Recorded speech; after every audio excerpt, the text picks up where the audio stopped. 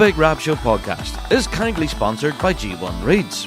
They are the champion's choice, with many bands around the world playing G1 products, providing everything you'd need to hit the circle or the big stage.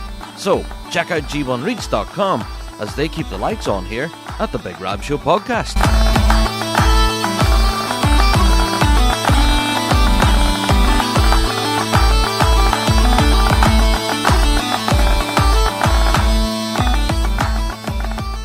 Hello there, everyone, and welcome to another Big Rab Show podcast. This week's pod is going to start a little bit differently this week. The bagpiping world has been sort of rocked by two massive news stories which are absolutely tragic. And we have lost two giants of the bagpiping world. And we can't start our show in any other way than to pay tribute to these two amazing men. The first one that I want to talk about is a local man to me here in Northern Ireland, of course, Brian Harvey. It would be familiar to a lot of folk here in Northern Ireland, especially if you competed at any stage over this last 30 years. You would know Brian well. He was a chief steward of the Northern Ireland branch and was, quite famous in the bagpiping scene here in Northern Ireland. And the news was announced today on the RSPBA Northern Ireland website that Brian had sadly passed away. Now, he retired back in 2024, and I never thought I would see the day. And we often joked about it. Brian and I were actually good mates, and I'm sure he was possibly good mates with the whole of the Northern Ireland scene. I don't know anyone that doesn't know Brian well and will not be affected by this loss. This news is absolutely tragic, and I'm sure everyone in the piping scene here in Northern Ireland will be feeling this loss quite acutely. So from all of us here in the Big Rab Show team, we do want to extend our sincere sympathies to all of Brian's family, of course, to his wife Betty, and to everyone there, all friends, family, bandmates, everyone that's associated there in the Northern Ireland branch. Yeah, the outpouring of love following the announcement of this tragic loss has just been really heartwarming. So we want to reflect that here on the show. A lot of us here in the Rab Show team have a very soft spot for Brian, and he will be very sorely missed by all of us here in the piping scene, for sure. Another big loss in the bagpiping world was announced today as well. Yeah, pipe major Ian McClelland sadly has passed away at home. He was aged 88 years old and had been in difficult health over this last few months.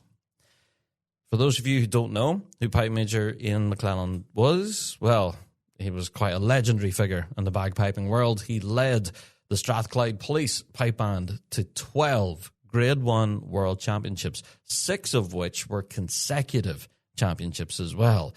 Yeah, he was a record holder for quite a while. And he secured his first title back in 1976.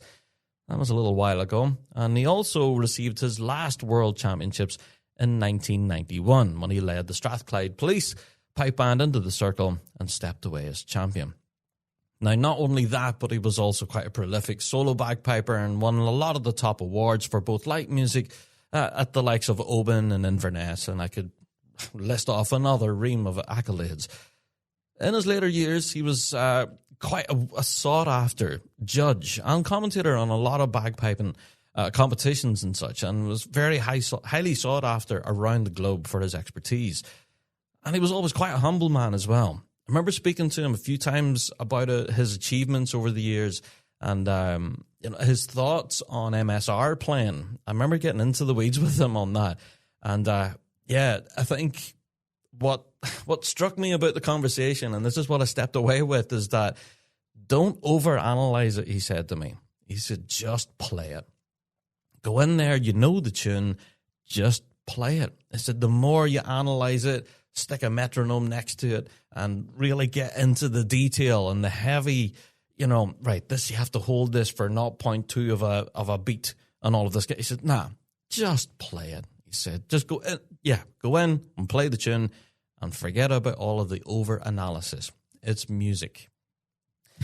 And that stuck with me. Now, I had that conversation with him. I must have been 15, 16 at the time, and I had this really weird opportunity to talk to a legend, and I grabbed it.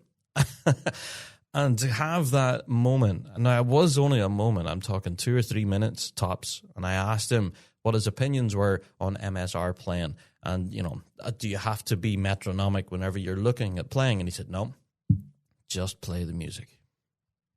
And that will stick with me, and has stuck with me all my days. Like, I'm sitting here now recording a podcast in my 40s, and I could still remember his words to this day. He's a man that has had a huge influence in the bagpiping scene, not only for his tenure with the Strathclyde Police Pipe Band back then, but since then. And his influence has known no bounds. He's influenced so many incredible pipe bands and pipers and drummers, for that matter, too, all across his days. And we're the worse for having lost him. So again, from all of us here on the Big Rab Show team, we do want to send our sincerest condolences to all of his friends and family at this sad time, and to everyone who will be mourning this sad loss.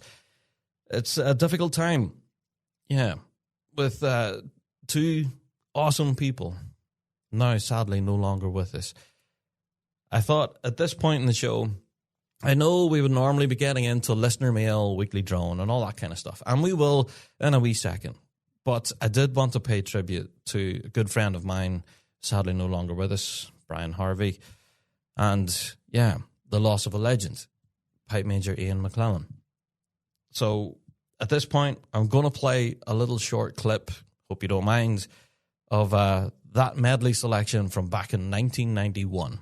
Whenever Pipe Major Ian McClellan led the Strathclyde Police Pipe Band into the circle for his last world title, all the way back in 91. I actually remember this happening. I seen them marching on with this introduction, and I remember being blown away by it, thinking to myself, that is something special right there. And I figured, what better time to pay tribute to the legend than to play a little clip of that medley right now. So here they are. Here's Pipe Major Ian McClellan, the Strathclyde Police Pipe Band, as they appeared in the circle back in 1991.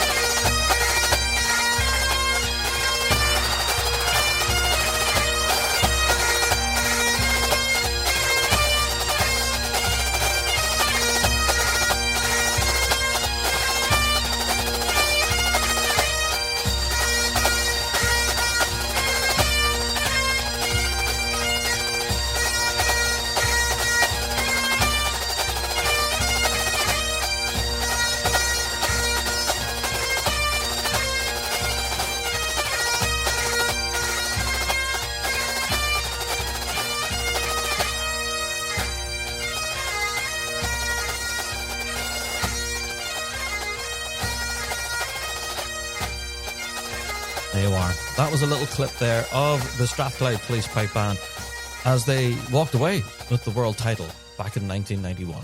And that was the last world title the Pipe Major Ian McClellan would pick up in his tenure. Yeah. So, folks, hope you don't mind. That was a bit of a different start to this week's pod, but we did have to pay tribute. It's an awful time. You know, when things like this happen, I think the bagpiping world pulled together in moments like this. I'm starting to see, people are arriving home from work now. At the point of me recording this, it's now, it's nearly 6:30 in the evening. And people are switching on their phones and looking at social media, and they're seeing the announcements and the stories that have been published today. And the outpouring of love for both Brian and for Ian, it's just been incredible, and a lot of people are sharing photographs and video clips and stuff, and it's really heartwarming. So it is quite a sad time, honestly, for all of us in the scene, both from a local perspective here in Northern Ireland, but also from an international perspective as well, whenever you consider the loss of an absolute legend, pipe major Ian McClellan there. Absolutely. So, folks, if you are feeling it right now, just to let you know, we're there with you. We are one big bagpiping family. I know that sounds dead cheesy, but honestly, it's the truth. And if you do want to reach out, of course you can. You can email us, bigrabshow@gmail.com, or you can contact us on any of our socials, of course, as well. And we're always here for a blather, So drop us a line. All right, so let's get into this week's show, good and proper. Yeah, we do open the door every week with listener mail, and this week's no different.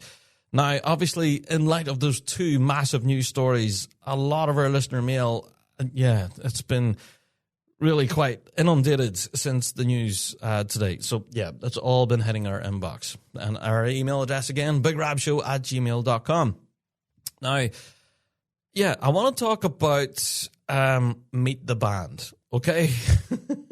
We put an advert out on our social media account. Well, of course, we're going to be talking to another band as part of our Meet the Band series in this week's show. So that's to come in this week's topic of the week. But Meet the Band. We've been getting tons, and I mean tons, of listener mail, all sorts of bands all across the globe, all wanting to be part of Meet the Band. Now, for full disclosure, at this point, we have actually paused the recording of these. We have a number of them on the shelf now, so we are going to be pausing this for a little while, and then come January, come the new year and everything, after the holidays, then we'll pick this back up again. If your band does want to be a part of Meet the Band here on the show, absolutely, get in contact with us and we will line it up. But be warned, it won't be lined up until, January, until after the holidays, and then we'll line up a conversation, and we'll have a bit of a blather. So again, email us in, bigrabshow@gmail.com. If you do want to be part of our Meet the Band series, then absolutely, do get in contact with us. But yes, just do be forewarned that we will be scheduling our recording in 2026. Okay? I hope that makes perfect sense.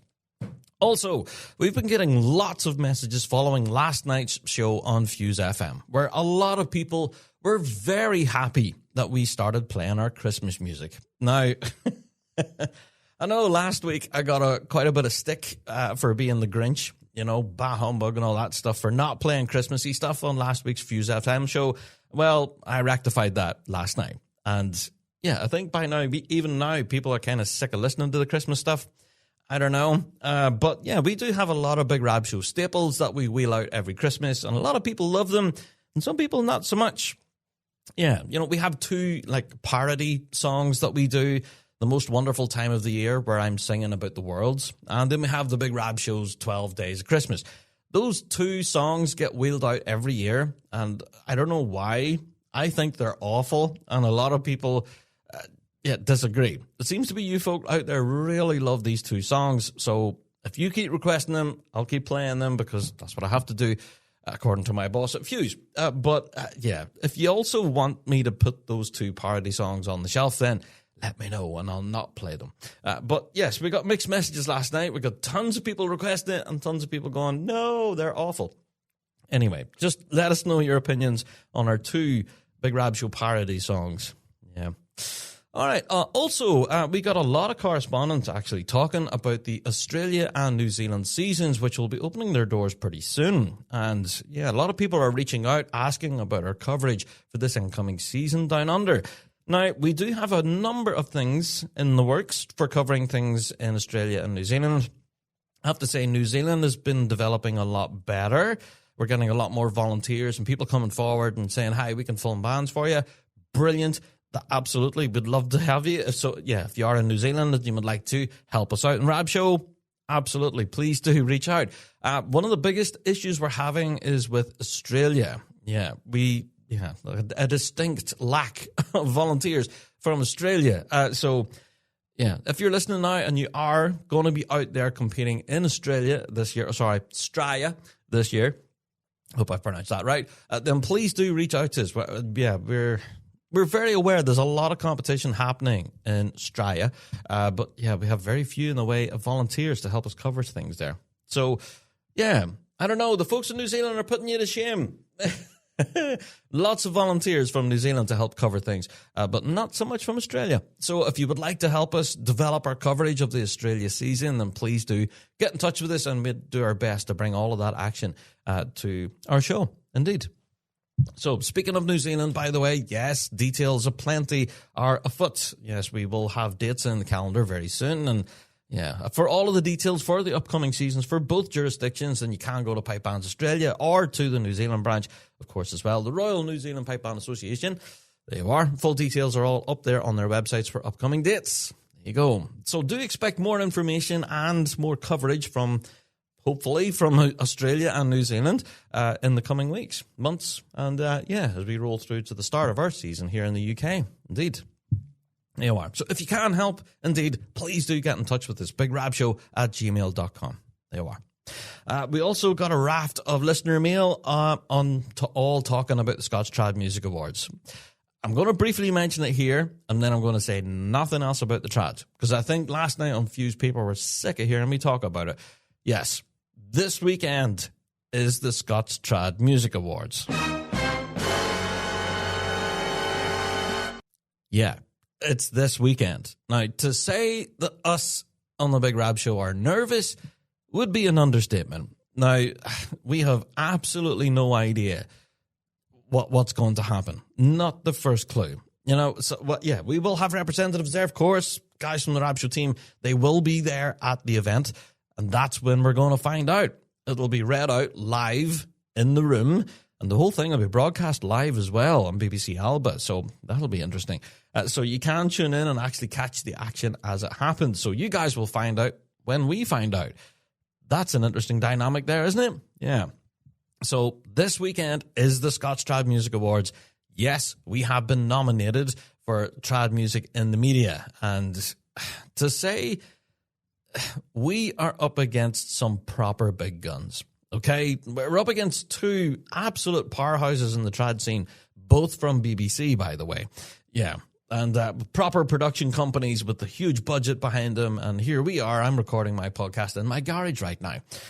Yeah, that's the difference. But yes, we are so proud to be able to represent our bagpiping world at the trads. And we just can't thank you enough, again, for even being nominated in the first place. It's epic. Thank you all. So, yes, we'll be attending, and we'll find out in real time whether we have stepped away with the win or not. But either way, to even be in the room and in the conversation, that's something else. So, yes, it's all happening this weekend. Yes, we're incredibly nervous, and we have no idea what's going to happen this weekend. So we'll find out, and we will be back again on next week's pod, and we will kind of unpack it all on next week's podcast. I hope that makes sense. There you are. So that's pretty much it for listener mail for this week. Everything else has been planning for future episodes. Believe it or not, we are already looking towards a lot of our major championships, and of course, Piping Live and the Big Yin, all that kind of stuff. So yeah, we're already planning ahead for next season. So yeah, that's in the works. But that's it for listener mail. bigrabshow@gmail.com if you do want to drop in your own. All right. Well, after weekly, I'm just about to say weekly drone. After our listener mail, we get into weekly drone. So, JD, let's have our first weekly drone for this week then, please.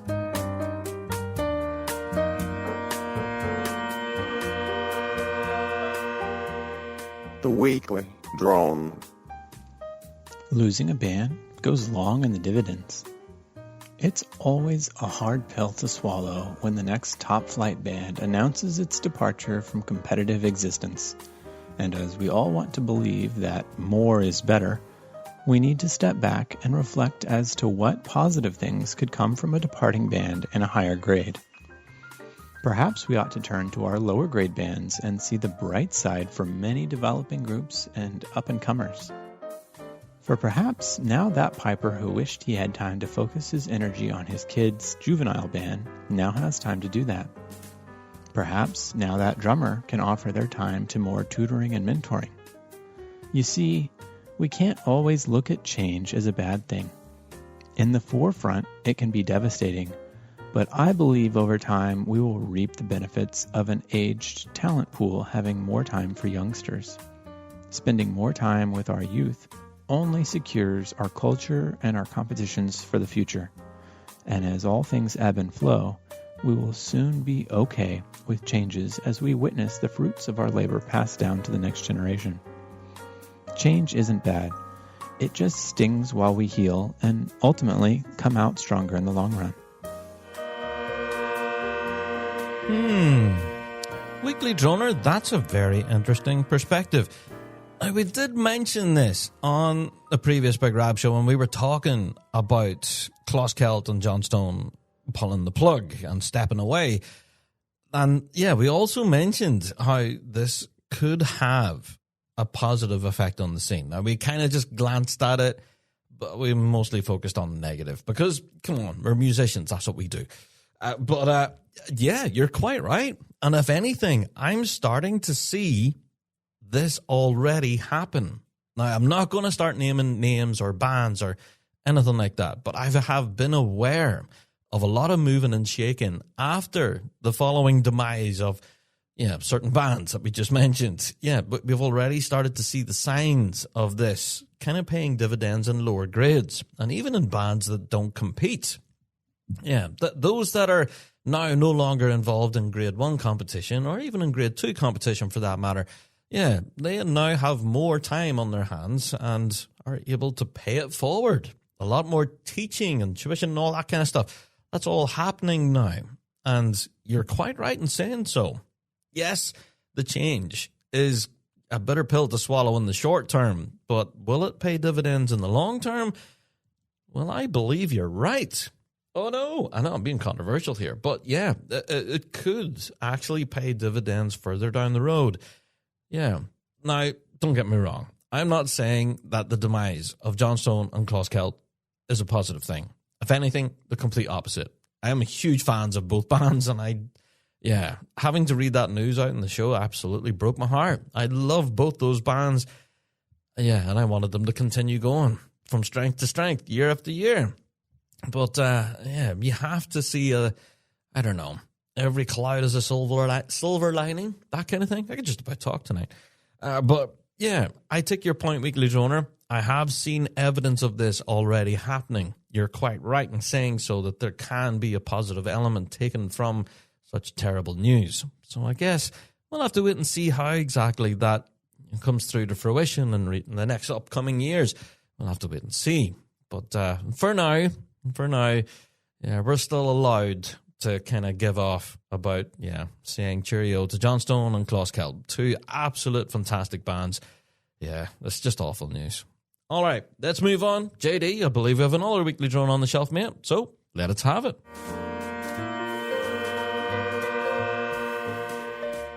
The Weekly Drone. Grade 3A to 2. Brian McMahon said an interesting thing during your Meet the Band interview about how he felt Grade 3 was New Ross's natural home. I've believed for a while that Grade 3A is probably realistically the highest any band can go and stay as a local band. With the right instructors and a decent recruitment process, a 3A band should be able to produce a steady flow of pipers and drummers who are good enough to keep them at that level. Depending on what the local scene is like, they'll probably get a few ambitious players from other bands in the vicinity, but it wouldn't be surprising to see that the majority of a 3A band came up through that band. However, that changes in Grade 2. You've discussed the step up between 3A and 2 before, Rab. Bands will naturally produce fewer Grade 2 level players than 3A level players. As the band starts finding its feet in Grade 2, local faces will start disappearing from the lineup. Either they're just not able to make the step up, or life gets in the way and they can't give the commitment a Grade 2 band requires. Bands then have to start looking further afield for players, and eventually, if they manage to stay in Grade 2 long enough, most bands will reach a point where non-local players outnumber local ones, and the band is surviving due to its attractiveness to ambitious players willing to travel. I'm sure there are notable exceptions to this, but equally, I'm sure most of us would be able to point at examples of former Grade 2 bands who, if they managed to survive at all, tumbled down the grades and essentially had to start from scratch again because traveling long distances for a 3A or B band isn't anywhere near as attractive as traveling the same distance for a Grade 2 band. It's probably sacrilegious to admit it, but I wonder if there are a few pipe majors at the top level of Grade 3A who go out each competition season wanting to win enough prizes to keep everyone driven and happy, but not enough to attract the attention of the RSPBA Music Board come September.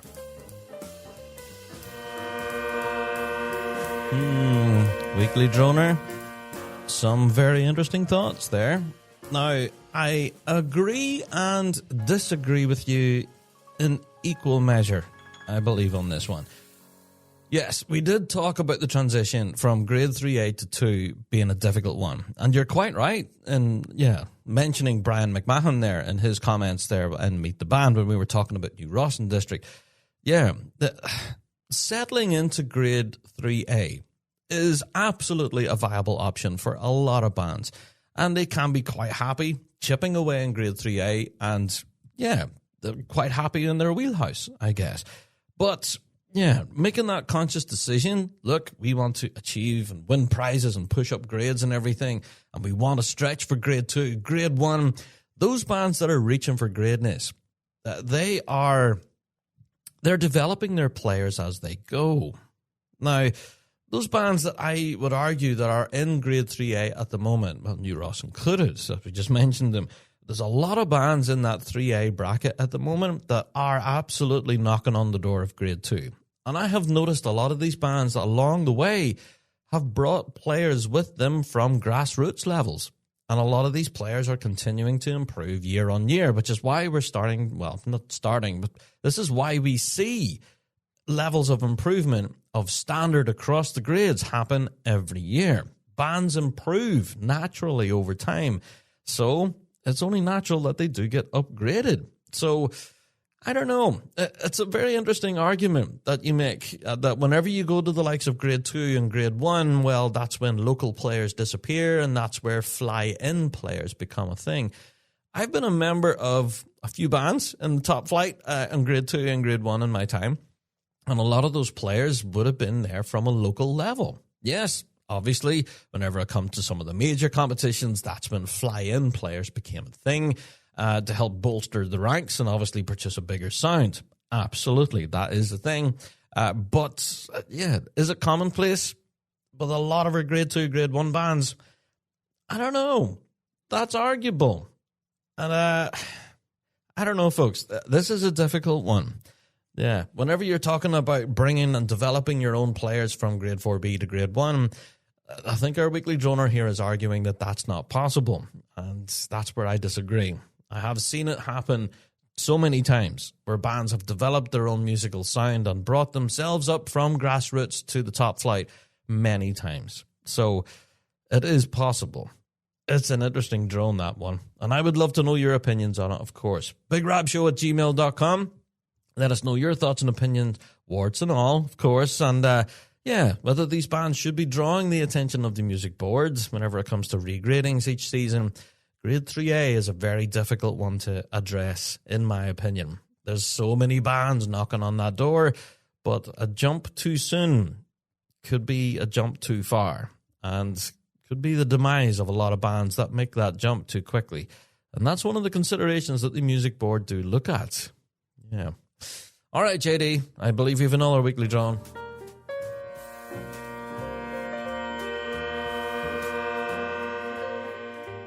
It's the weekly drone. Sad State of Affairs, Part 2. Hi, Rab and team. We have heard multiple drones about where we as a scene currently find ourselves, mine included.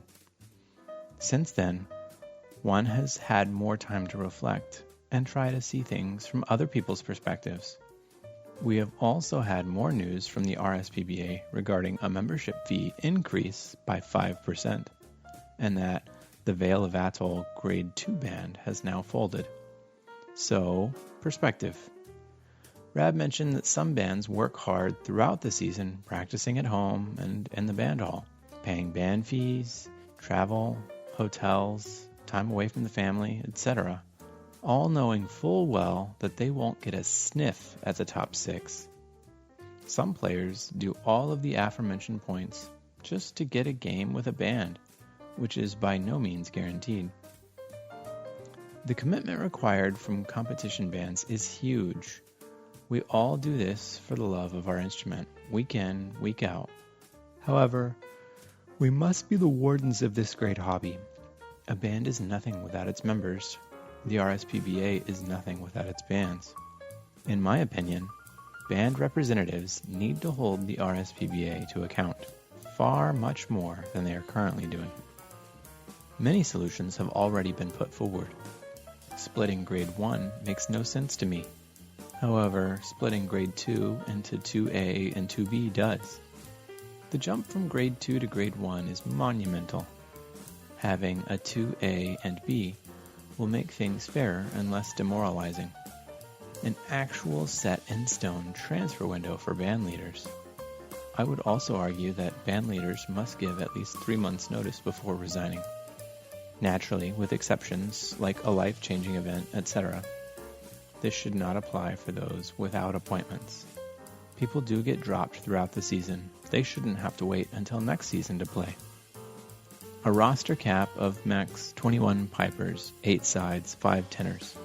If your band can drop a core worth of people, sorry, that is talent blocking or hogging.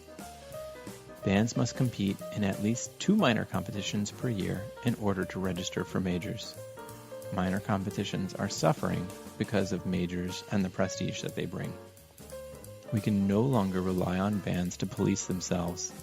It needs to be from the top down. Oh boy. Wow, Weekly Drone, I don't even know where to start with that. That was quite a list there. Your last point, I'll start with that. That bands should not police themselves. I disagree. I think bands should absolutely police themselves. Some bands do it more successfully than others, granted. But whether it should take the association interfering into band affairs, no, absolutely not. I don't think that should happen. So I don't know. That's my opinion. You can completely disagree with me, Weekly Droner. But yes, should there be other rules set in place? Like you mentioned the number cap. We've talked about that. Splitting of Grade 2 into Grade 2A, Grade 2B. Now, we were just talking a second ago there about the jump from 3A to 2 being a big one. So, I don't know. This argument about breaking up of grades, especially Grade 2 and Grade 1, because, you know, we have a 4A and B, we have a 3A and B. Why not 2 and 1 as well? I don't know. I don't know. These are arguments we've had on the show, and I've kind of flip-flopped between it being a good idea and a bad idea. As for the number cap idea, I don't know. This is one that I reckon will be considered at the upcoming AGM. Yeah, early next year when the headquarters has their annual general meeting, I do believe this will be one of the issues that they're looking at. The pros, the cons, the whys and wherefores, all of the stuff that we've been talking about on previous shows, I do think will hit the debating table at headquarters level.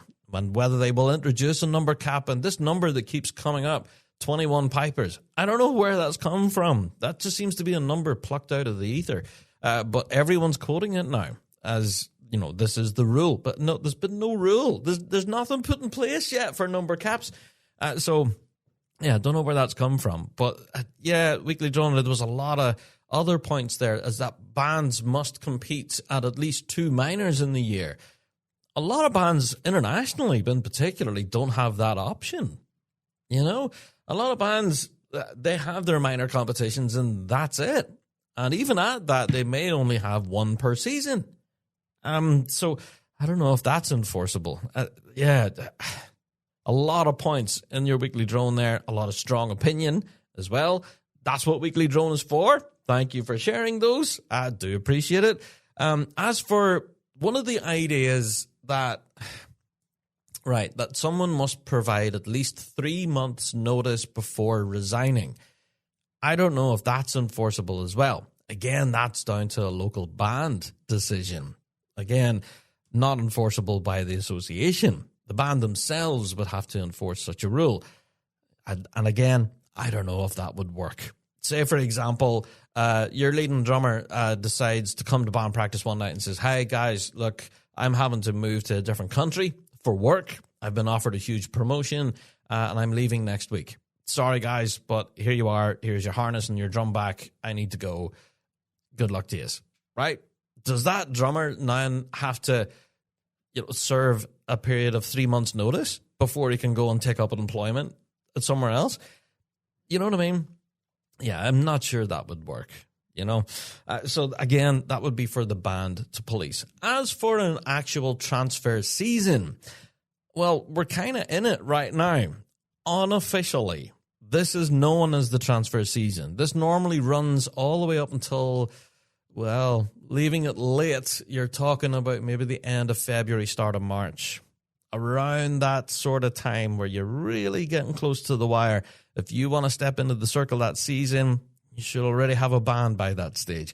So, yeah, we are, well, affectionately in the unofficial transfer season. Should we have an official one where the RSPBA, start the timer running at 9 a.m. at a certain time in September and let it run until Christmas? I don't know. Whether that should be an official thing or not, again, I don't know. I don't think it's actually a thing that the association should do. Again, the bands should be able to handle themselves. Yeah, I don't know. It's just my opinion. I think the less meddling from the association in actual band affairs, the better, in my opinion. Yes, they can absolutely create rules and regulations and things and hopefully have our piping scene function a lot better. Absolutely. The number cap could be one of those that is up for debate. There is positives and negatives there. As for the splitting of grades, that's another argument as well. An interesting one, granted, but where that will land, I guess we'll find out. But as for stepping in and actually enforcing rules on bands on their membership and all of that, that's a slippery slope there. So, Weekly Droner, I do agree and disagree with you in equal measure. That was an interesting one. And a lot of ground covered with that one. Thank you. So if you do want to cover such ground yourself and you have such strong opinions on anything that we've just discussed there, of course, you can send us in your own weekly drone. Go to our website, thebigrabshow.com, that big button at the top of the page that says Weekly Drone. Click on that and, yeah, you can let us know your thoughts and opinions, warts and all, and everything we've just discussed in this episode or previous episodes. All right, folks, at this point, I'm going to take myself a little short break. Yeah, and I'll be right back with all of the news and updates. Ever wish you had a piping teacher on call 24/7? Well, now you do. Introducing the Interactive Player, a game-changing new practice tool at Dojo University. Play along with world champion pipers while the notes on your sheet music light up in time. Loop tricky phrases, slow down tough sections, zoom in to focus, and build speed automatically. It's like having a teacher right in your practice room, showing you how to master every tune at your own pace. So, sign up for a free trial today at pipersdojo.com and start learning smarter with Dojo U's Interactive Player.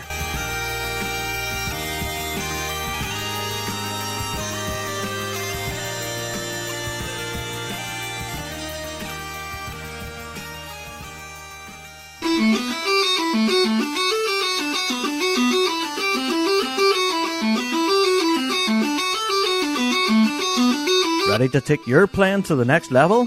Say hello to the ES Session Chanter, the ultimate practice chanter designed for versatility and durability. Crafted from stainless steel and aluminium, the chanter comes equipped for both an A stem and a B flat stem, giving you the freedom to play along with any instrument, anytime, anywhere. Whether at a band practice or a trad session, the ES Session Chanter keeps pace with your creativity. Included with the chanter is the custom carbon carry case, the perfect addition to this compact and tactile instrument. To get yours, head to essessionchanter.co.uk.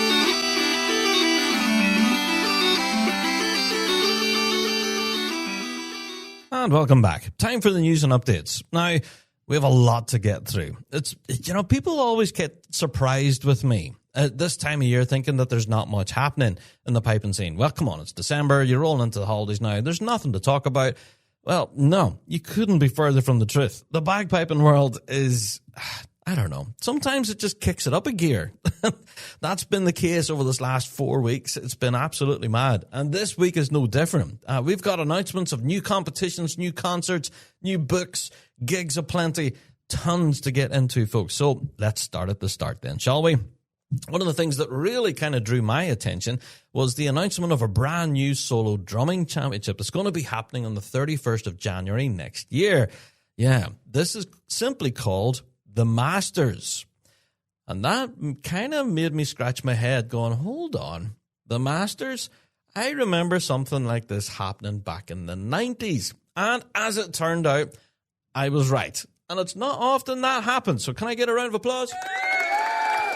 Thank you very much. Yes, it isn't often that I'm right about stuff like this. Because back in 1997...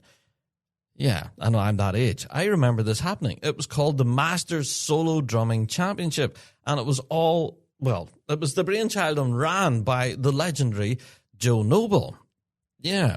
Now, this all happened back then. And from what I remember, it was a one-off. It happened once, and that's it. It never happened again. So, now we see that this is a brand new competition that has been inspired by the Masters Solo Drumming, and it's simply called the Masters. Now, it's going to be an invitational competition for 8 of the world's elite pipe band snare drummers. Like that, if that doesn't pique your interest right there, I don't know what will. Now, this is all going to be handled by Cam Lawson of Inverary Industries, who is behind the organising of all of this. Now, each contestant, this is what makes this interesting, okay? In case it already isn't interesting, he said each contestant will have to play a double MSR. Oh, all different minimum 4-part tunes. Now, isn't that fun? Yeah. And they'll have to play a medley selection as well. Now, the prize money on offer here, it's quite cool as well. Up to 1,700 quid is up for grabs. And they'll be judged by a distinguished panel of judges as respected adjudicators. And those will be announced at a later date. Now, for those of you that do remember that competition all the way back, the Masters Solo Drumming back in 97, I did a bit of research, and as it turns out, so did pipesdrums.com, and they have published this as well. I went back and looked to see who won it back then in 1997. Well, the winner on the day was Jim Kilpatrick, followed by Eric Ward. Third was John Scullion. Fourth was Gordon Brown. Fifth, Paul Turner. And sixth was James King. There you are. Now, there is a recording of this. Now, I don't have it, but I do have a mate that did have it, and I have listened to it. This is so exciting to see a competition of this nature make a return. And this kind of is like the drumming version of the Glenfiddich. Now, again, that could be stuff that Rab got wrong, but I believe that's what they're aiming for. They're kind of inspired by the Masters back in the 90s when Jim Kilpatrick lifted it, but the competition never returned. But they're also looking towards huge competitions like the Glenfiddich and being an invitational and, having 8 of the cream of the crop duke it out for the Masters title. That's really exciting. So this is all to happen now on the 31st of January next year. And we have reached out to Cam, of course, to hopefully give us a bit of a shout on the show to tell us all about this competition. Now, as you said, the details of the judges and the competitors themselves will be announced as the date gets closer. So that hasn't been announced yet, but we are keeping across developments of this. But this is really exciting for the drumming world. If anything, to see events like the Livy Invitational that we talked about last week, that event is an absolute roaring success. So there's definitely a hunger out there for more competitive snare drumming. So, I'm keen to see how the Masters will be developed. And, I dare say this will be an exciting competition to get to. Now, for those interested in attending, this will be happening in the Centre of Contemporary Arts in Glasgow on the 31st. And, few other details exist. There's been no details on tickets, whether it'll be live streamed, none of that. But we will be keeping you across the details as it develops. But yeah, I did say you might think nothing's happening this time of year. Well, yeah, you're wrong. There's loads, and a brand new competition is happening next year. So that's exciting, isn't it? There you go. Well, seeing how we're going to be rolling through the months of January and February, and you think, there's nothing happening. Well, bringing it a little bit closer, the 17th of January. Now, we were promoting this last night on Fuse, and a lot of people were not aware of this. Now, we've mentioned it a few times. Of course, I'm talking about the lunchtime pipe band concert at this year's Celtic Connections Festival. Yeah, now everyone was wondering, well, who was it? Who's the band? Well, it's a brand new pipe band, to be honest. It's called the Gordon Duncan Tribute Pipe Band. Yes, they will be hitting the stage at the Glasgow Royal Concert Hall on the 17th of January, and the concert is entitled Gordon Duncan Tribute Pipe Band, Live and Well at 30. Yes, now, we might have mentioned this on previous Rab Show pods again, but last night we kind of got into the weeds with it. We started playing tracks from the Vale of Athol's Live and Well album. It's really difficult to believe that it's 30 years since that was released. That's insane. But anyway, yeah, this is the brainchild, of course, of two of Gordon Duncan's protégés, Ross Ainsley and Ali Hutton, both celebrated pipers in their own right, of course. And yeah, they've gathered together a pipe band of all sorts of incredible musicians from all across the scene to gather together for this very special anniversary concert. Yeah. So the MC on the night will be Stuart Cassells, of course. And yeah, we'll be treated to quite amazing music. Now, we believe, hopefully, Pipe Major Ian Duncan may be there, as along with Ryan King as well. And yeah, it'll reflect the music from the Live and Well era of the Vale of Athol Pipe Band. If you haven't listened to that album, by the way, do go back and listen to it. It's been such a pleasure playing that on Fuse over this last while. Yes, we know it's not altogether Christmassy, but the music that's on there is just amazing. And we got a lot of great feedback last night after playing out a couple of tracks from it last night. It was a lot of fun. So go back, have a listen to Live and Well. It's difficult to believe it's been 30 years, but yeah, that's exciting. For details of this upcoming concert, go along to CelticConnections.com and you can go and grab tickets for it. Now, I can guarantee this event will sell out pretty quick, and I can't believe the tickets have been available now for a few weeks and it hasn't gone already. So yeah, if you are going to Celtic this year, that's definitely one concert that you really need to go to. So that's the 17th of January, Glasgow Royal Concert Hall. It's affectionately called the Lunchtime Concert. Yeah, so that's 12:30 p.m. in the afternoon. Go and grab your tickets for that. There you are. All right, speaking of Celtic Connections and all of that, I did want to give a bit of a shameless plug to Ailith Sutherland, who will also be featuring her first ever solo shows on the festival, and this will be happening on the 30th of January. This will be held at the Dry Gate Brewery, which is a brilliant venue, by the way. So, yeah, she'll be rocking out all sorts of new tunes, and, yeah, looking forward to this. Now, for anyone who has ever seen Ailith play before, you know she could definitely thump a tune. Not only in Highland bagpipes, but also, yeah, on other pipes as well. And I'm not going to spoil it what you could possibly see on stage, but, yeah, there's going to be an awesome concert happening, and I just wanted to give it a plug there. 30th of January is part of Celtic Connections. Ailith Sutherland there at the Dry Gate. Just big shameless plug. And folks, there's tons of other gigs all across Celtic. All right, people are going to get upset that I'm not giving them a shout. There's so many other bands out there, all with a bagpipe and variety, that are hitting the stage at this year's Celtic Connections. There's a lot to get into there. So just shout out to all of them. It will take me way too long to run through them all. But yeah, CelticConnections.com, a huge big festival with bagpiping well represented all across Celtic. So definitely go and check that out. There you are. All right, speaking of concerts and stuff, I do have to give a mention to a concert that was just announced today, actually. Yeah, the Traditional Music Department of the Royal Conservatoire of Scotland is going to be celebrating the 30th anniversary. Yeah, hard to believe they're going 30 years as well. So they'll be throwing a huge celebration event on the 23rd of April.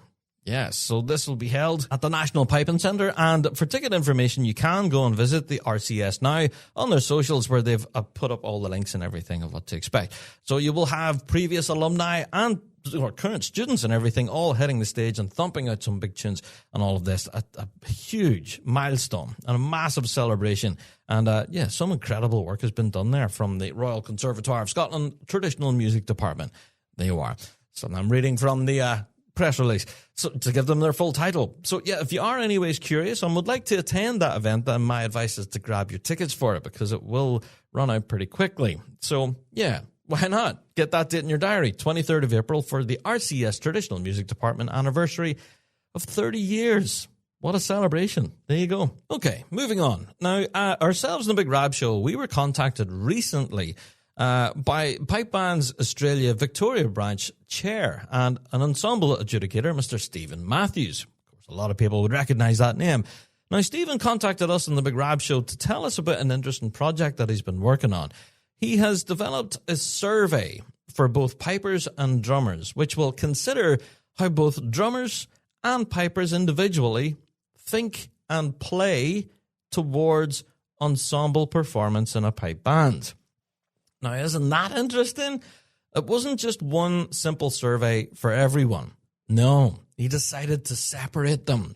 To separate it into a group of bagpipers over here and drummers over there, and to see how the two separate groups of musicians come together for ensemble. And it's very interesting to see.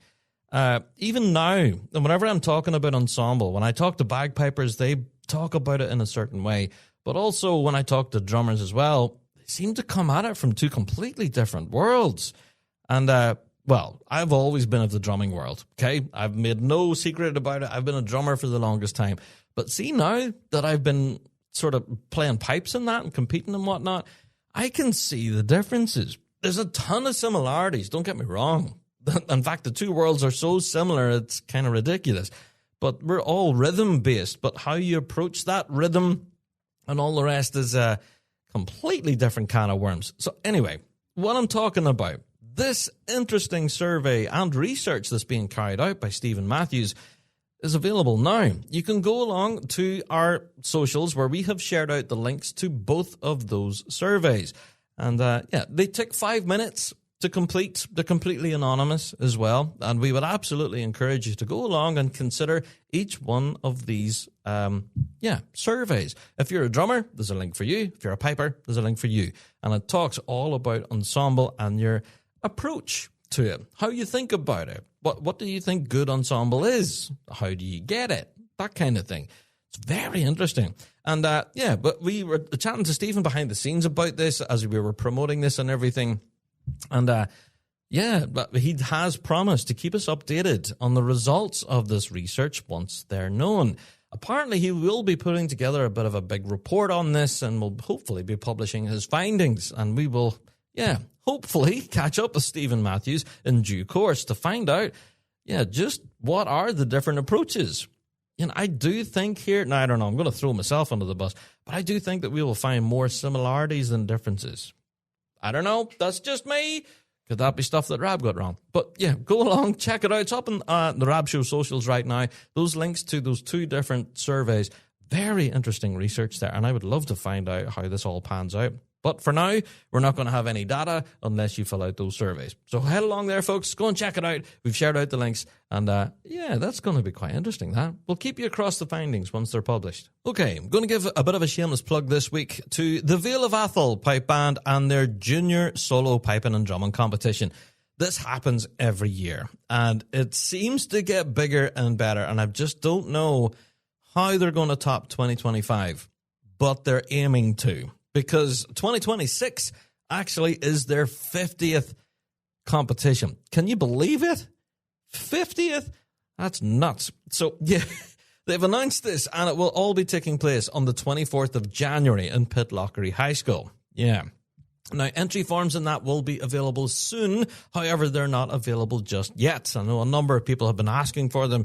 They're not available yet. Sign-ups are not out there yet, but there will be soon. Now, the competition itself, they have put this precursor out there even before the forms are available. They've said this time that the competition is confined to competitors who are either a resident or attending school in the Perthshire, Dundee, Perth, and Angus area, I guess, or they have to be a member of a band affiliated with the local branch, which is the Dundee, Perth, and Angus branch. So you need to be of that area. Okay, they kind of restricted it geographically this time, and that's interesting. There you are. But I dare say they're going to get a wealth of entries for this one. It's a huge competition, and it's been such a huge success every year. So, yeah, wishing the Vale of Atholl well for their upcoming 50th competition. Wow. So there you are. We'll be keeping you across the details, of course, as soon as those entry forms are available. We'll be sharing that out there so everyone can get their forms in on time and enter for the competition that's happening 24th of January, Pitlochry High School, the Vale of Atholl Pipe Band Junior Piping and Drumming Competition. There you are. That's exciting there. Okay, let's talk about, well, a little event that I was a part of on Saturday past. The Belfast Tartan Day Dander. Yeah. What a day. First of all, the Belfast Tartan Day Dander, this is the second such Tartan Day Dander that Belfast has seen. And you talk about a day of all sorts of great crack. It was brilliant. Now, I went along and I took my pipes with me and I had a tune or two with the mass pipes and drums. And it was a lot of fun. So it was, you know, marching through Belfast city centre as people are getting their Christmas shopping done. And that's one of the biggest takeaways I take from this event.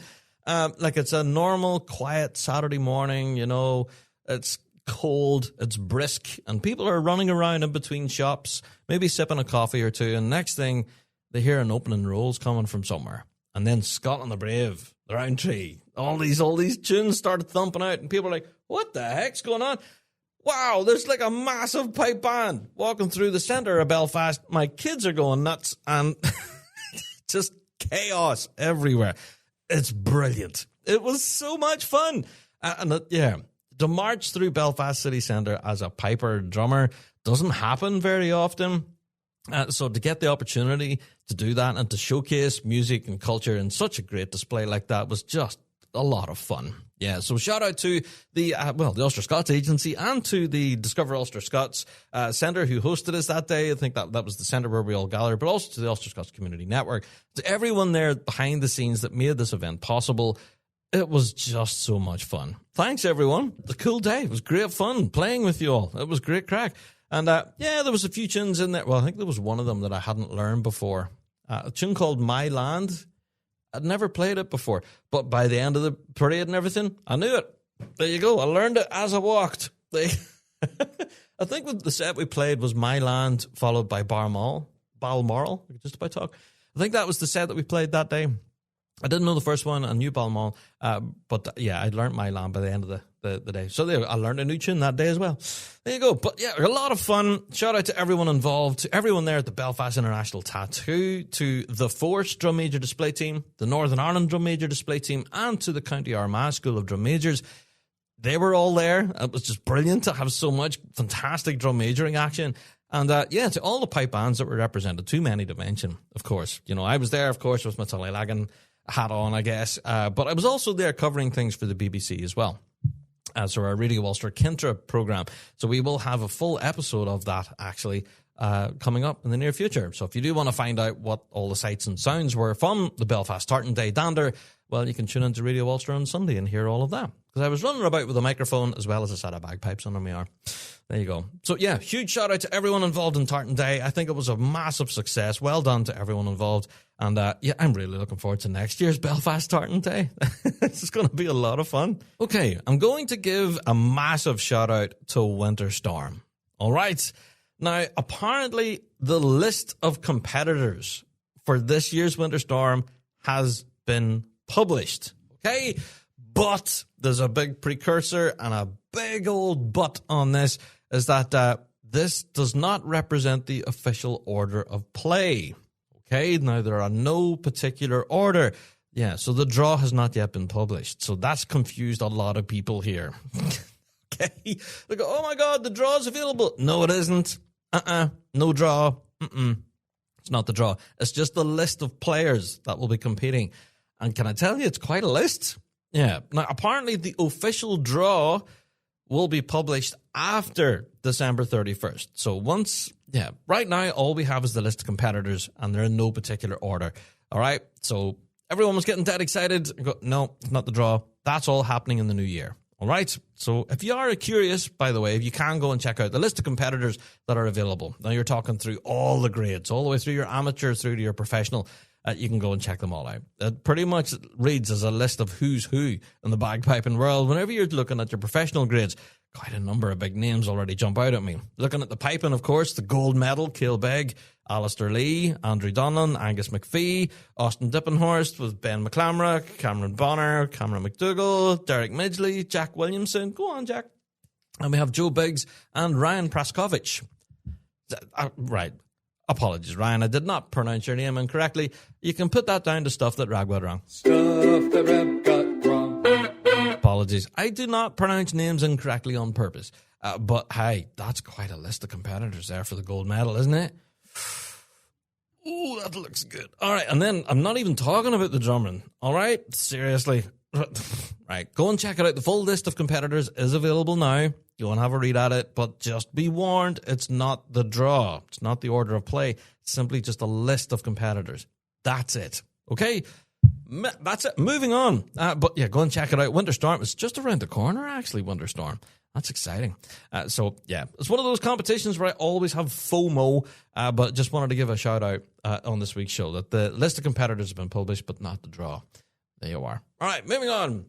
I want to give a mention this week to Rafferty Pipe Band. Yes, a lot of folk listening here, local in Northern Ireland, will be familiar with Rafferty. Well, they have put out an opportunity on their socials for a new lead tipper. Yes, a new leading drummer is required to take over the ranks of Rafferty Pipe Band. Yeah, now there's been no details as to what happened to their existing lead drummer. That hasn't been announced anywhere. But hi, we wish them well and onto their pastures new wherever they decide to go. But yes, Rafferty are now in the position where they are looking for a brand new lead tipper. And if you are interested in applying, then applications are going to be treated in the strictest confidence and should be sent to raffertypipeband@hotmail.com. There you are. Or you can check out all the details on their socials where they have published all of that up there about the opportunity. So if you do want to be a lead tipper of Rafferty, there's your opportunity. Have at it. Okay, going to keep things a little bit local here for a little bit, so forgive me, international listeners. But yeah, the Northern Ireland branch are going to be hosting a 75th anniversary gala dinner. Don't know if you managed to see this, but yeah, RSPBA Northern Ireland branch are celebrating 75 years in the business. We might have mentioned it already before in the show, but now we're finding out how they're going to mark such an occasion. They're holding a huge black tie affair, yeah, at the Lamont Hotel and Country Club just outside Belfast, which is a very posh venue, by the way. So, very swanky and, yeah, quite glitzy and glamour. And that's quite cool there. So, yeah, shout out to the Northern Ireland branch and their gala dinner. That's going to be happening 21st of February. And tickets and all of that haven't been released yet, but they will follow soon. So if you do want to go and help celebrate 75 years of the Northern Ireland branch, well, there you go. There's your save the date. 21st of February. That's going to be interesting. Yeah, should I get myself a new outfit and all that stuff? Yeah, maybe I have to give my friends at Harris Kilts a bit of a shout and say, hey, I would like to go to that. Can you sort me out? There you go. So get that date in your calendar, folks, for the 75th anniversary ball. You may as well call it. Yeah, exciting. Okay, over the course of this past weekend, we did see a good number of our Grade 1 big guns who are furiously working hard behind the scenes already. I have to give a particular shout out to quite an exciting post from St. Lawrence O'Toole Pipe Band. Did you folks see this? Did you see it? Oh, I seen this post from St. Lawrence and I was like, oh, this looks good. Have you seen how many players they have around the table on chanters and pads? The band looks huge, but yeah, a lot of familiar faces in there, of course, returning from previous iterations of St. Lawrence O'Toole, but also some new faces in there as well. Now, those of you sharp enough, of course, will possibly already study the photographs with a magnifying glass to see who you recognize and all of that. But yeah, shout out to St. Lawrence O'Toole fans. It's definitely a good time to be a St. Lawrence fan, looking at the amount of people they have on chanters and pads. It's very exciting. Oh, very exciting. I love to see these behind-the-scenes photos, you know, of a lot of our Grade 1 big guns that are putting in the work. You know, it lets you see that, you know, the music that you get in the circle doesn't happen by accident. You know, that a lot of hard work and dedication goes into producing it. So, yeah, shout out to St. Lawrence. And to all you St. Lawrence fans, actually, there's a number of you actually sent me the link to this going, oh, my word, Rob, look at this. This is class. Yeah, it is class. Very exciting to see those behind-the-scenes the photos and stuff. Very, very cool. There you are. So go and check that out. Also, we were talking about the Northern Ireland branch and their AGM. The annual general meeting happened this past weekend. As I was in Belfast playing tunes and Tartantade, then a good number of you went to the AGM in Cookstown for the Northern Ireland branch. I was aware that they had various different presentations on the day. I think Louise Smighton received one in recognition of her World Championship, winning it in 2024, of course, as juvenile drum major world champion. And Ben Dixon as well received a presentation as well, of course, because, picking up the World Championship, yeah. But also the Jamie Couples as well. He received one as well. I think there might have been a few others, but we're still waiting on the details of those. There hasn't been very much information published following the AGM. Not sure why. Here we are. We're quite a few days after the AGM, and yeah, we're still waiting on details of who got appointed to what role and what was discussed. So, it's one of those things. I guess you had to be there. And so how dare I head off to Belfast, gallivanting, playing tunes. But yeah, I am curious to find out what happened at the AGM for the Northern Ireland branch. So if anyone's aware, all the moving and shaking, let us know what the crack is. Or even if you're listening right now and you're not in the Northern Ireland branch, but you are aware of your own branch having meetings and stuff has happened, people appointed, rules changed, etc., let us know, and we'll bring that to a future show. AGMs are so important, folks, even at a branch level. And, if you have any news or that you'd like to share with the pipe and scene, then let us know. bigrabshow@gmail.com. Yeah, now I know it's too late at this point to wish everyone a happy St. Andrew's Day, but yeah, just to say, November 30th was St. Andrew's Day. So many pipe bands out there celebrating and performing all across for St. Andrew's Day. Just wanted to give you some mention. And to all our Scottish friends, happy St. Andrew's Day on the 30th of November, which happened ages ago. There you go. Hope you had a good time. So, do you know what, folks? We've already covered a lot of ground at this point. I'm going to draw a line under it at this point. There's been so much news and things happening across the scene. We've done our best to cover every aspect of it. But if there is something that we have missed, please do let us know. bigrabshow@gmail.com. And we'll pick it up off the cutting room floor and we'll bring it to a future show. There you are. But I think at this point in proceedings, I think it's only right for me to go and get myself a big cup of tea. It's time for the topic of the week.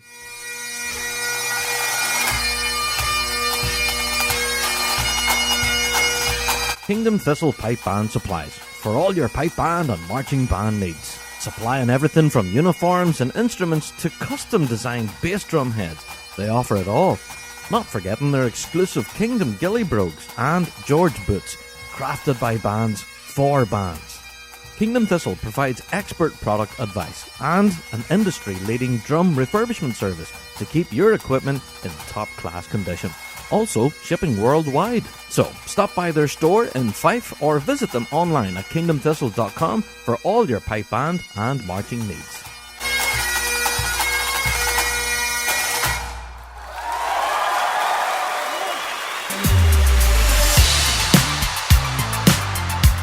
Marchify, the brand new home of Flam 5 drumming. Check out their brand new Strike bagpipe case, inspired by their colourful, popular and reliable Flam 5 drum cases. The Strike bagpipe case combines durability, style and practicality, protecting every movement. Shop now at marchify.co.uk with worldwide shipping available. Marchify, every movement protected.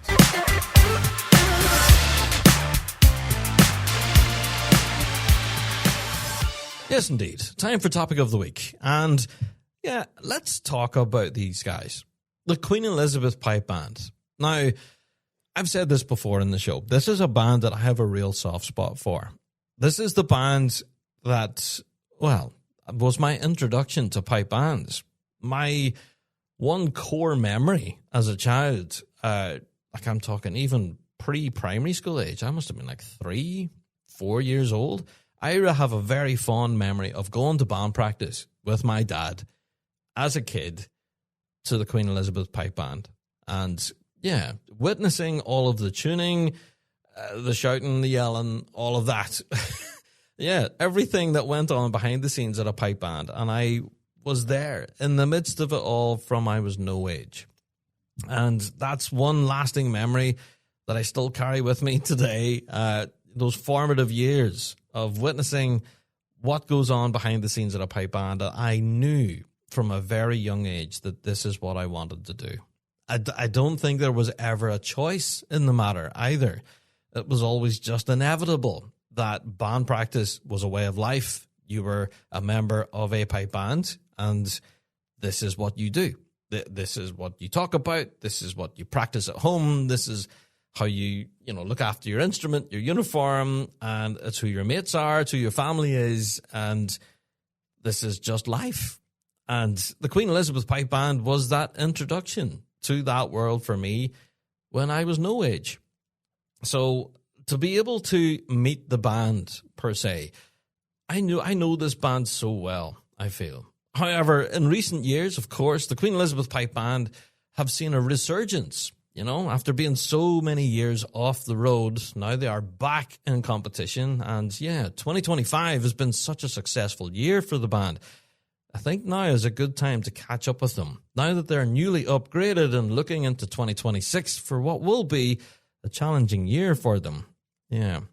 It's been a difficult year for me personally. I've been competing against the Queen Elizabeth Pipe Band. Yeah. Tullylagan and Queen Elizabeth are in the same grade, and we've been digging at each other all year. So that's been an interesting dynamic. I have a love for the Queen Elizabeth, but I also have a love for the Tullylagan band that I'm in now.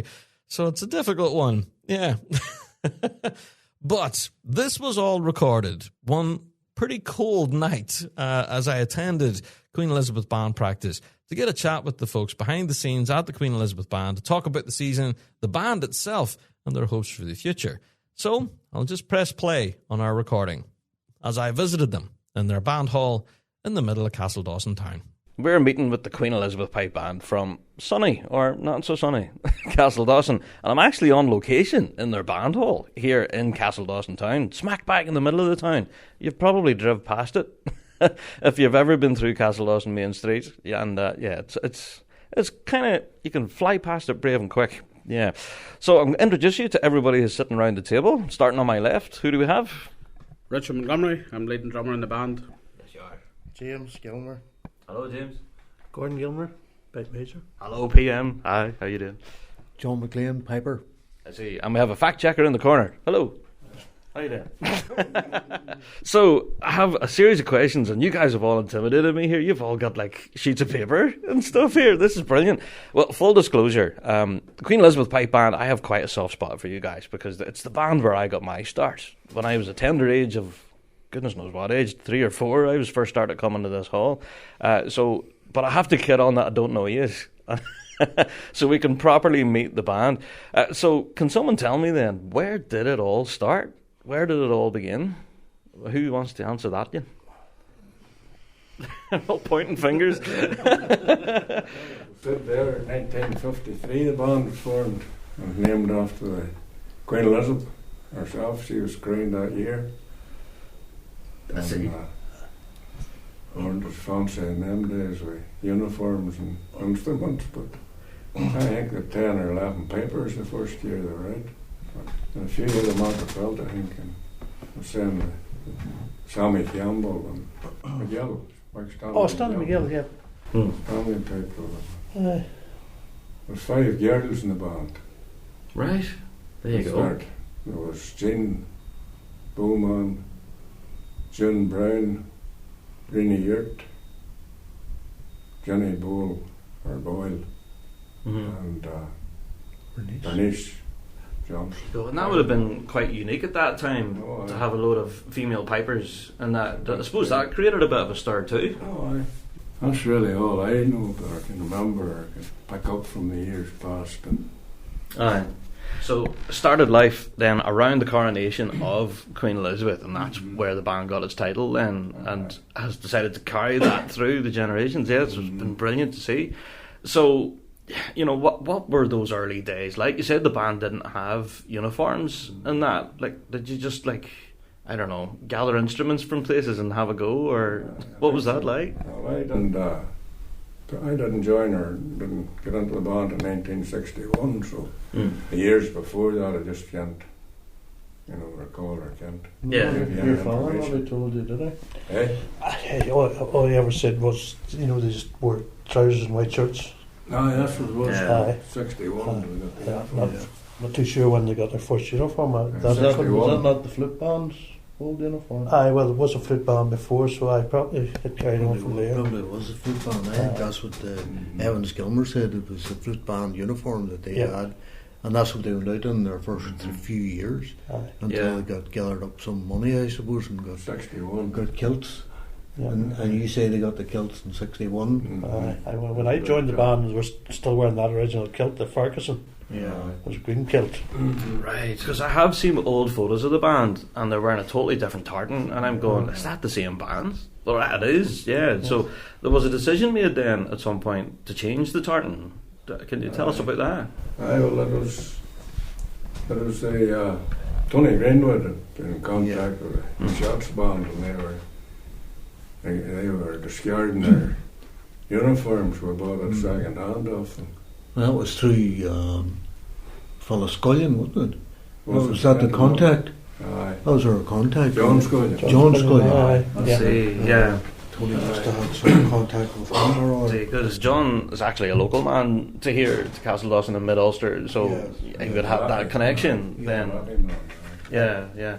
So obviously, you mentioned a name there that I'd be quite familiar with, Tony Greenwood. He was my first ever pipe major, and there's some stories about Tony I've heard over the years that we could never broadcast. Character. Yeah, absolutely. But he's part of sort of the legendary figures that have come through the band. There's quite a number of notable players over the year that have come through Queen Elizabeth. I know Tony Greenwood's one of them, but is any other? I would say Tony was probably the most influential member of the Queen Elizabeth pipe band. And I mean, in fairness, he had a major decision to make, because he was with Culabaki pipe band that time, and they were the field marshal at that time. Yeah. They were winning, every competition they went out to, they won it.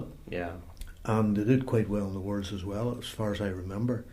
But he then made a decision to leave that and come to Castle Dawson, which we were down at the bottom grade 4 at that time. Yeah. It was a big decision, and probably a difficult one. And he took a lot of stick for it, as far as I understand. But anyway, he came, and that was a major change to the band and the way it went forward. There's no doubt about that. And he had a knack of getting players in. He had contacts. I must have been all over the North of Ireland, because players came from everywhere, really. Yeah. At some stage, they mightn't have stayed long, but they might have stayed a year, maybe stayed. But he certainly was a very influential person in the history of Queen Elizabeth. So it wasn't just the uniform, it was everything else. No, it was everything else. I mean, he was the guy who set the pipes and got people new drones. And took us to our first World Championships. And took it, exactly. So the first ever championship for the band, is that right? Yeah. First Worlds ever. And we won it that year, in 1980. My goodness. There you go. Hey, another thing, I can't forget to get Leonard Gilmer. Well, absolutely. Gordon's father.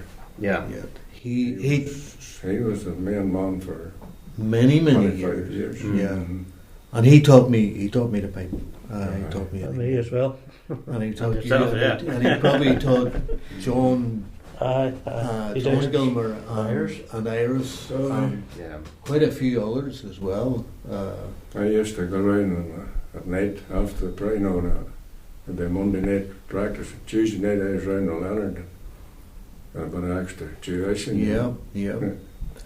I used to come on a Friday night, and I would have been in here, just me and him in this hall, sitting practicing. And I remember one night he was trying to get me to do burls properly, and I just couldn't get them. Being left-handed and playing the right-handed side, but anyway, he worked on me and eventually got him. There you are.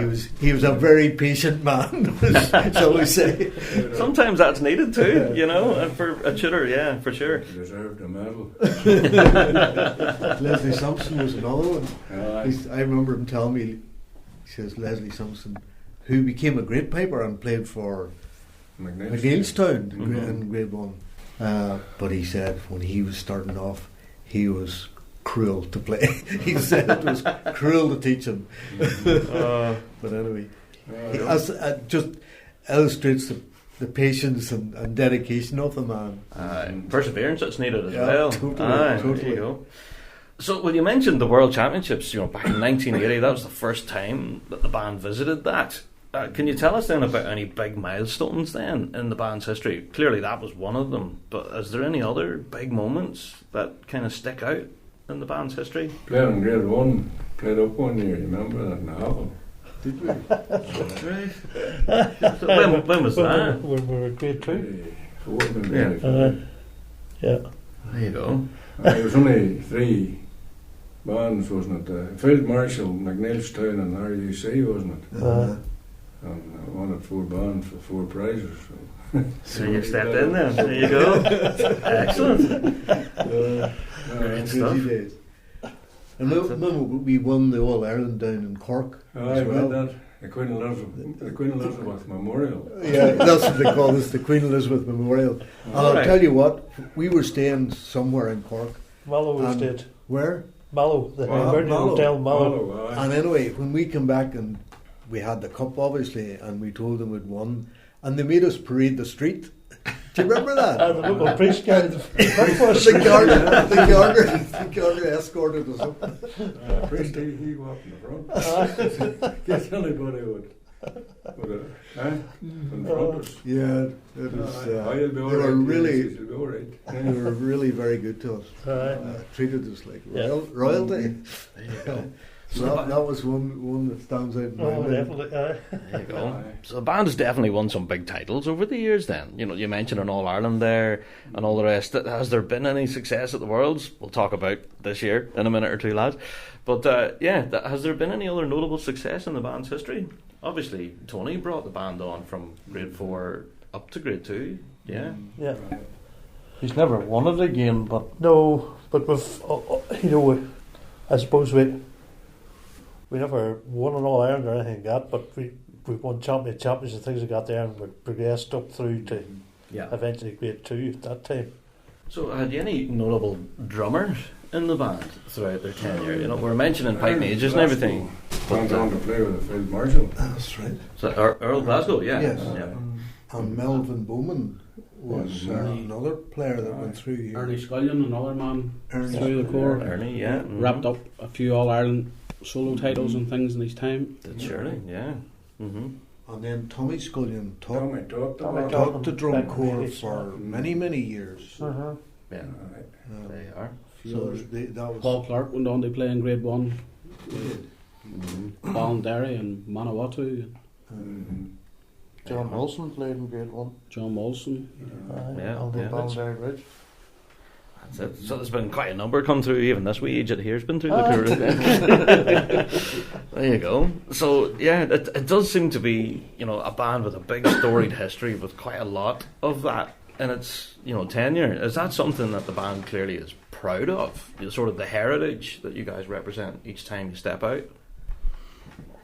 You ever thought of it that way? No. No, we've definitely had some real big talents through the band over the years. A lot of people have moved on, but there never was any falling outs or anything like that. Anybody that ever left to go on to play at a higher level, they still were good friends of the band. They were. There was still always this thing about Castle Dawson was your home band. Queen Elizabeth was your home band, no matter where you went. Yeah, that's true. I know that's kind of true with me at the minute. Me playing with Tullylagan. But Queen Lizzie's still my home band. Yeah, for sure.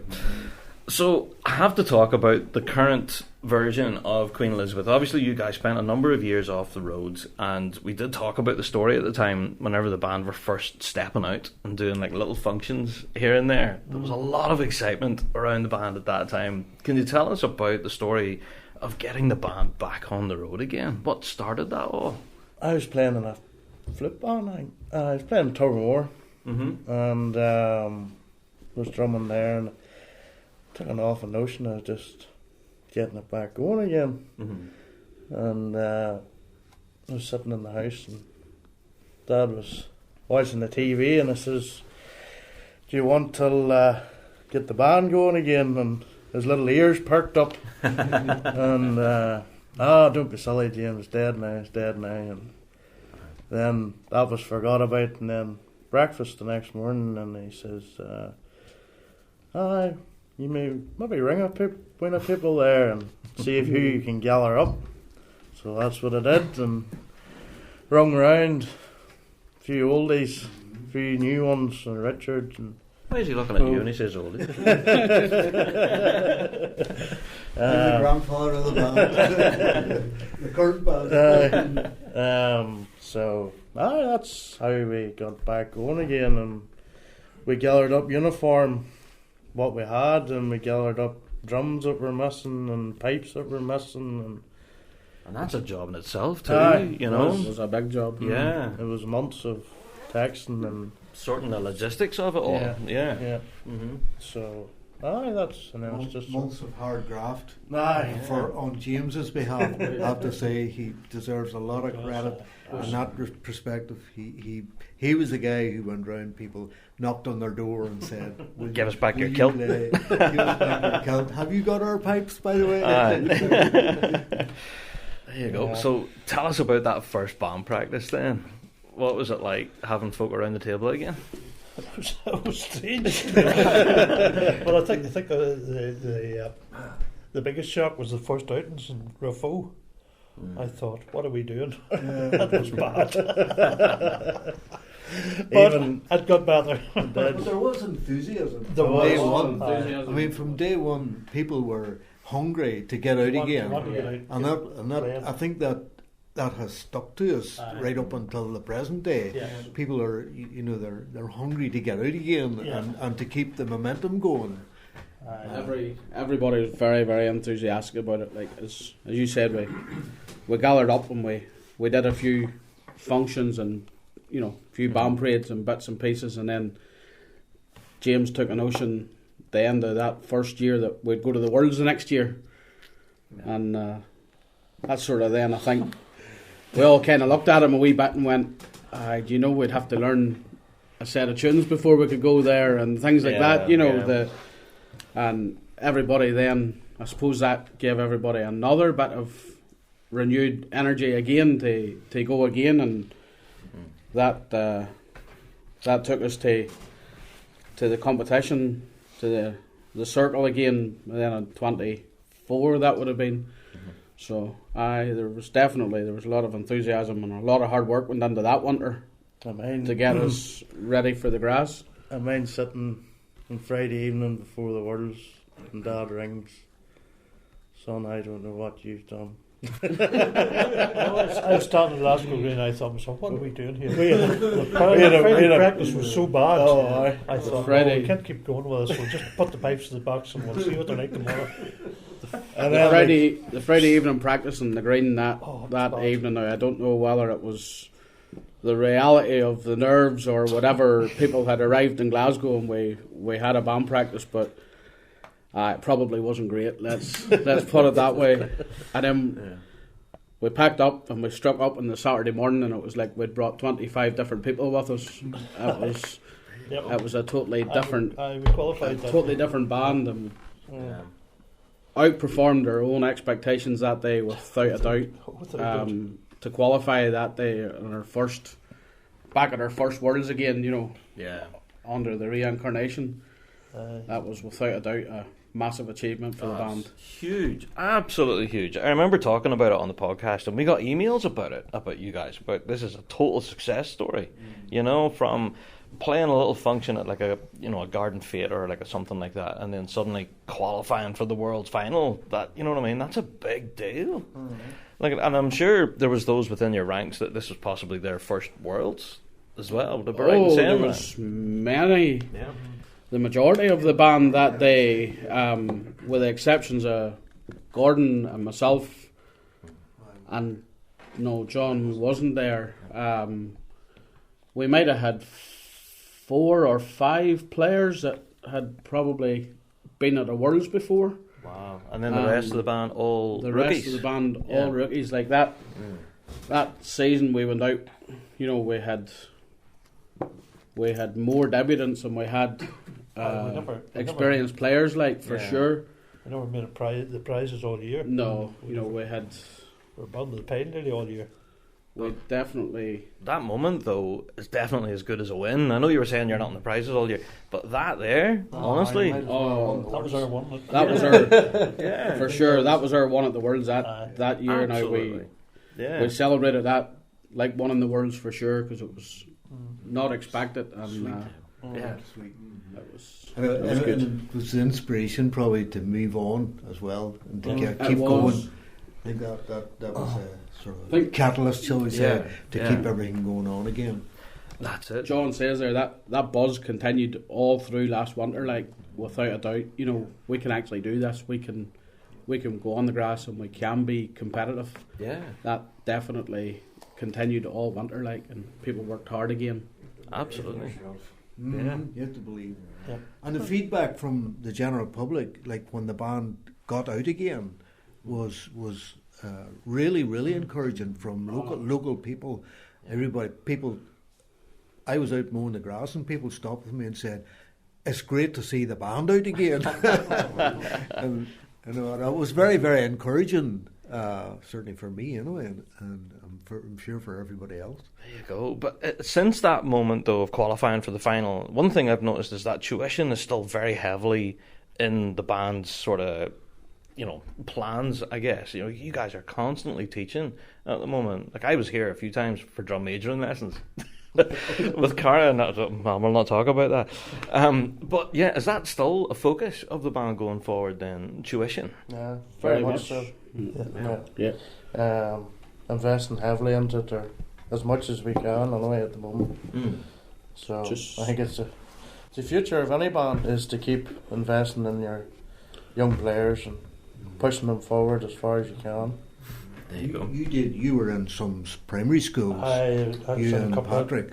primary schools last winter. I went Mahara and McLaughlin. So hopefully we'll start back again there maybe next month, October. That. I see. We sit here now, like start of September tomorrow night. We get ready to go again. A new beginners class starting tomorrow night again. So we start the process again and hope we pick one or two out of that. We've managed to bring a couple of kids in through now and into the band and playing. So that's the only way to protect the longevities. Produce your own players. Yeah. So if you're listening now, and this, as we're recording this, it's now September, but this will go out a bit of time later. Yeah, just contact the band. You guys got tons of social media all over the place and that. So yeah, we'll get into plugging all that later on in a second. But I have to talk about the 2025 season. Do you know, guys, it's been breaking my heart from one point of view that I have to compete against you because I want to root for you.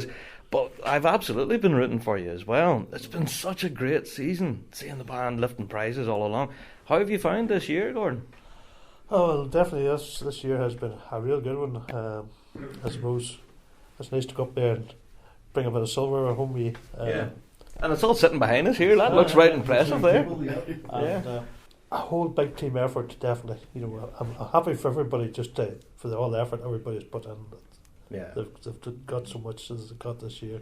It'll be a year that'll stick by for quite a while. Well, it's nice to see all the hard work that Gordon and Richard and yourself, James, has put in to start paying dividends. And it means a lot. Absolutely. Now, I don't know if you heard the cheer that come up from us boys from Cookstown when you got lifted a prize at the Worlds, but the shout that went up from you guys, what a big moment that was, Richard. Unbelievable moment for just standing there.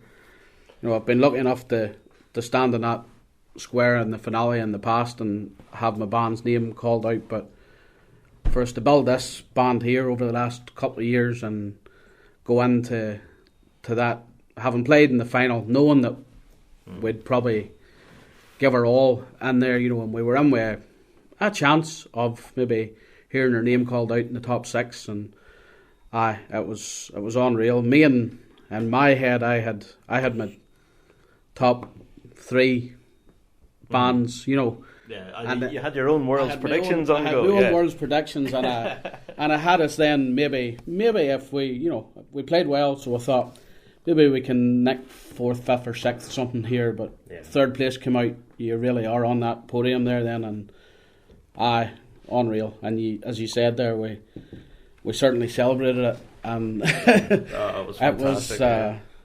I was two of the noisiest bunch. We were maybe the loudest band on the green on the day, like, that definitely. I think that was definitely was. Yeah. You lost your caps.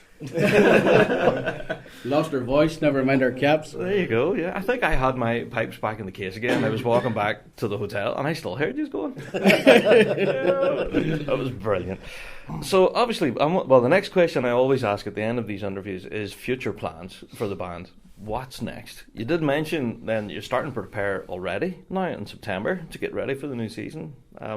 What is the outlook then for 2026? We'll be putting in another year's hard graft to improve ourselves, if nothing else, to build a bit more confidence in the band, which I think at times you would admit Gordon was lacking, and it maybe reflected in the playing and the performance.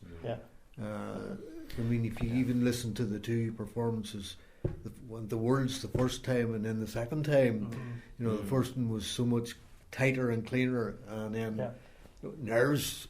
That's where we need the confidence building. There you go. Well, you said it yourself there earlier. Belief is a big thing. Oh, it is. You know, and having that confidence and being able to stand on the line and not have your legs go from under you. It's a big thing. Yeah. As you say there, it certainly took.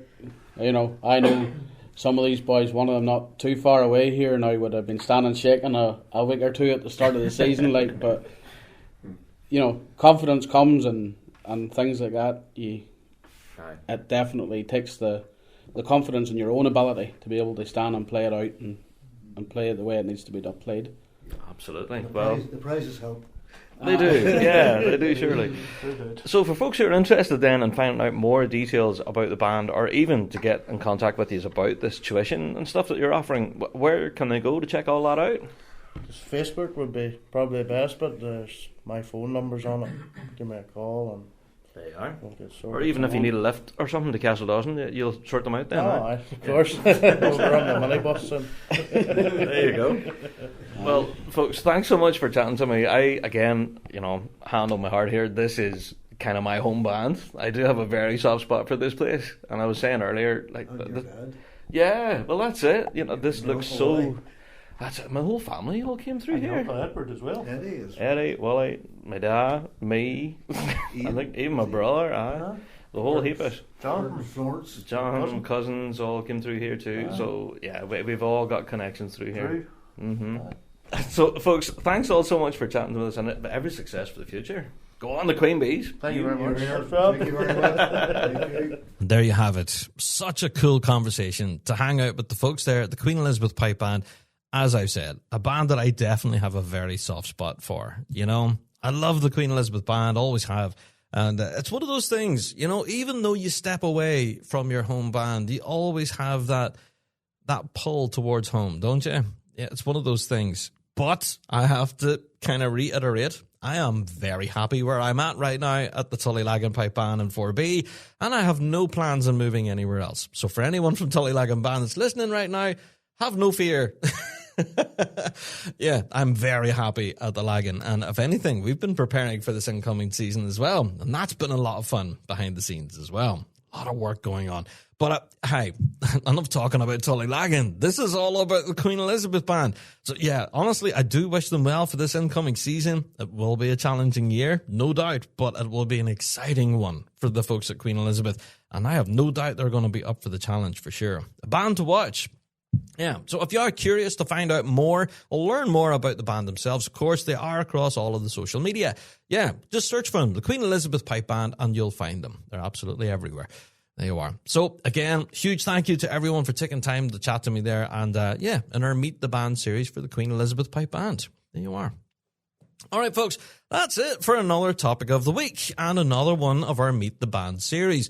And again, if you do want to be a part of our Meet the Band series, absolutely, you can email us, bigrabshow@gmail.com. And yes, we will line up a conversation with you possibly in the new year or shortly after it. And we'll get it all recorded and we will meet your band in a future episode of the Big Rab Show. There you go. All right, folks, we are out the door. That's it for another Big Rab Show podcast. Now, Again, I know I promised I wouldn't mention it again, but the Trad Awards are this weekend. So if you're out there listening right now, please do keep your fingers crossed for us, because we are all incredibly nervous. We're going to be heading to the Trads this weekend in the hope that we'll walk away with a prize. But if not, even to hear our name read out in the list of nominees, that's a win right there. I cannot wait for the Trads this weekend. It's going to be so much fun. And for you folks out there, of course, if you are out and about playing tunes, or even if you're just heading to band practice, then do get in contact with us. Maybe drop us a little selfie or a photo. Let us know what you're up to over the course of these winter months. And yeah, you're not alone. There's a lot of us in the bagpiping world that are putting in the work, getting ready for next season already. So yeah, looking forward to it, man. I can't wait. It's going to be good. It's going to be good. All right, folks, I'm out the door. Thank you all for downloading this week and each and every week. And we'll catch you all in the next one. Until then, all the best.